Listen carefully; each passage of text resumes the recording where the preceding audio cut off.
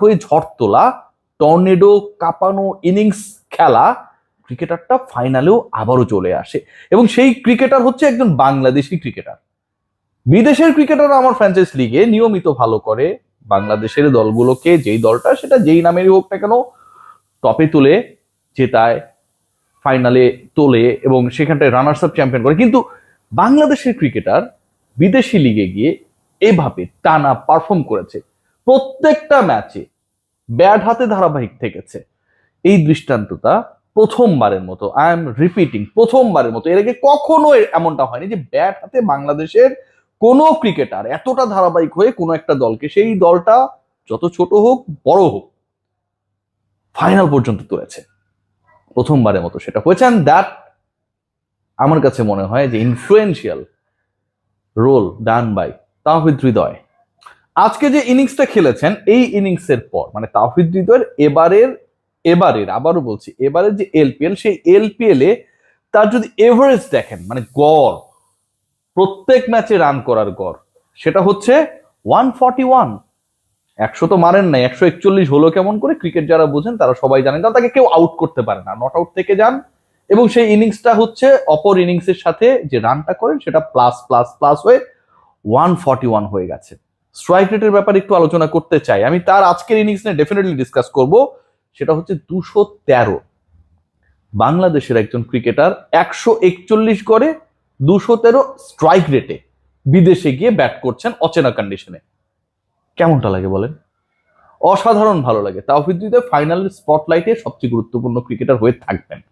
আজকের ম্যাচটা যদি আপনারা খেয়াল করেন, তাওহিদ হৃদয় 20 বলে 50 করলেন, এবং এই যে 20 বলের 50, এটা শুধুমাত্র তার ব্যক্তিগত মাইলফলক, তার 50 পাওয়া, তার গড় বাড়া, তার স্ট্রাইক রেট আরো বিধ্বংসী পর্যায়ে চলে যাওয়া, আজকের ম্যাচে সবচেয়ে বেশি স্ট্রাইক রেটে ব্যাট করা, এই হিসাব নিকাশগুলোর থেকেও অনেক বেশি ইম্পর্টেন্ট রোল প্লে করেছে। কোথায় জানেন? কারণ তার এই 20 বলের 50, 14 রানের যে জয়টা জাফনা পেয়েছে, জাফনা কিংস পেয়েছে গলকে হারিয়ে, সেখানটা একটা বড় রোল প্লে করেছে। তাওহিদ হৃদয় যদি 20 বলে 40ও করতেন, কেউ এটা নিয়ে খুব বেশি মাইন্ড করতো না, কিন্তু ওই 20 বলে 40 রান মানে 200 স্ট্রাইক রেটের ব্যাটিংটাও এনাফ হতো না to make sure the win of his team. 20 বলে 50 করা তাওহিদ হৃদয় যেভাবে পিটিয়েছেন, 20 বলে 50 করা তাওহিদ হৃদয় 21 বলে 54 করে অপরাজিত থেকেছেন, 5টা ছক্কা মেরেছেন, 3টা চার মেরেছেন, এন্ড 257 স্ট্রাইক রেটে উপরে যারা ব্যাট করেছেন একদম সেঞ্চুরিও হাঁকিয়েছেন, কিন্তু সেঞ্চুরি হাঁকানো তার স্ট্রাইক রেট 196, হৃদয় 257। এক কথায় ফেবুলাস। এক কথায় যেভাবে তিনি অফসাইডে খেলছিলেন, ছক্কা মারছিলেন, সিঙ্গেলস নিচ্ছিলেন, প্রত্যেকটা বল মারতে যান নাই, কিপারের উপর দিয়ে বল পাঠিয়ে দিচ্ছিলেন। নামটা ভুলে যান, আমাদের ইদানিং অনেক অনলাইন প্ল্যাটফর্ম যারা বাংলাদেশের ক্রিকেটে একটা বড় রোল প্লে করে, ওরা স্পাইডারম্যানের মুখোশ পরিয়ে ক্রিকেটারদের নাম জিজ্ঞেস করে, দেখবেন অনেক ফটো কার্ড দেখবেন। হৃদয়ের এই ব্যাটিং ইনিংসে তার মুখটা শুধু চেঞ্জ করে দেন, মনে হবে কি হৃদয় না, এবি ডিভিলিয়ার্স ব্যাট করছিল, ক্রিস গেইল বাঁ হাতি কিন্তু ডান হাতে যেন ব্যাট করছিল, এবং সেটাই যেন তিনি আজকে এখানটায় মঞ্চায়ন করেছেন। লাস্ট ওভারটা তিনি যেভাবে খেলেছেন, লাস্ট ওভারে যেভাবে তিনি ডমিনেট করেছেন, এবং শেষ ওভারে 2 ছক্কায় 2 চারে যেভাবে 22 রান নিয়েছেন, আরো একটা ম্যাচকে তিনি মনে করিয়ে দিয়েছেন। এর আগে 8 বলে 32-34 একটা করেছিলেন, 21 বলে 35 করেছিলেন এই দলের হয়েই এবারের টুর্নামেন্টেই। বাট আজকেরটা একদমই আমার কাছে মনে হচ্ছে কম্প্যাক্ট ইনিংস। জাফনা জানতো যে স্কোরটা 200 পেরিয়েলেই আসলে যে খুব বেশি স্মার্টার হয়ে যাবে, নট লাইক দ্যাট, আরো বেশি করতে হবে। আর হৃদয় জানতো যে হৃদয় জয় করতে গেলে ব্যাট করতে হবে সত্যি সত্যি কারো হৃদয় ভেঙে।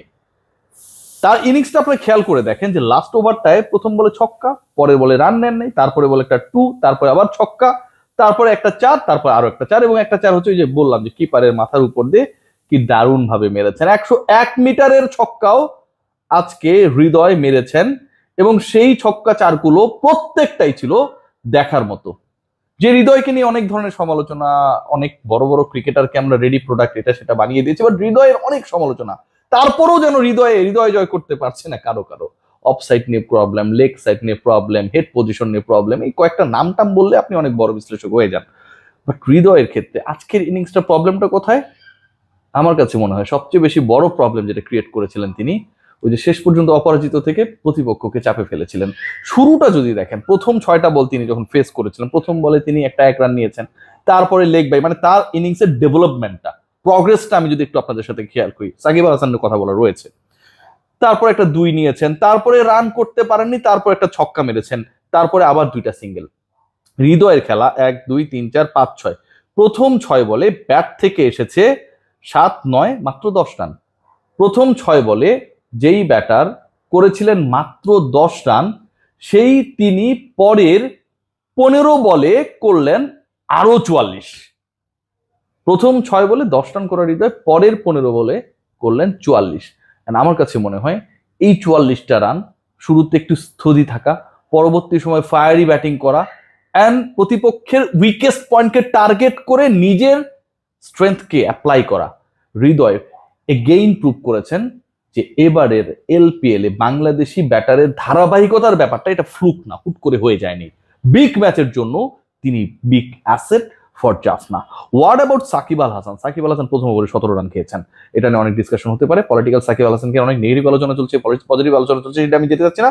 বাট আজকে সাকিব আল হাসান একটা উইকেট পেয়েছেন, তিনি যে বল হাতে বিশাল সাকসেসফুল ছিলেন তেমনটা না, কিন্তু ওই একটা উইকেট, সেটা হচ্ছে চামিকা কারুনারত্নের 21 বলে 39, যখন তিনি মোটামুটি একটা ভালো পার্টনারশিপ, থার্ড উইকেটে যখন একটা প্রপার পার্টনারশিপ করে যে স্কোরটা পোস্ট করেছিল জাফনা, সেটাকে চেস ডাউন করার লক্ষ্যে ছিল, ওই চামিকা কারুনারত্নের উইকেটটা সাকিব আল হাসান নেয়ার পর কিছুটা হলেও যেই লক্ষ্যে, যেভাবে যেই গতিতে তারা স্টার্টটা করেছিল, সাকিবই তো 17 রান দিয়েছেন তার প্রথম ওভারে, সেটা অনেকটাই ফিকে হয়ে যায়। সো সাকিব আল হাসানের রোলকেও ছোট করার সুযোগ নেই। The best part is that Shakib and Hridoy playing together, the best part is that এই দুজন ক্রিকেটার দলকে ফাইনালে তুলেছেন। অ্যান্ড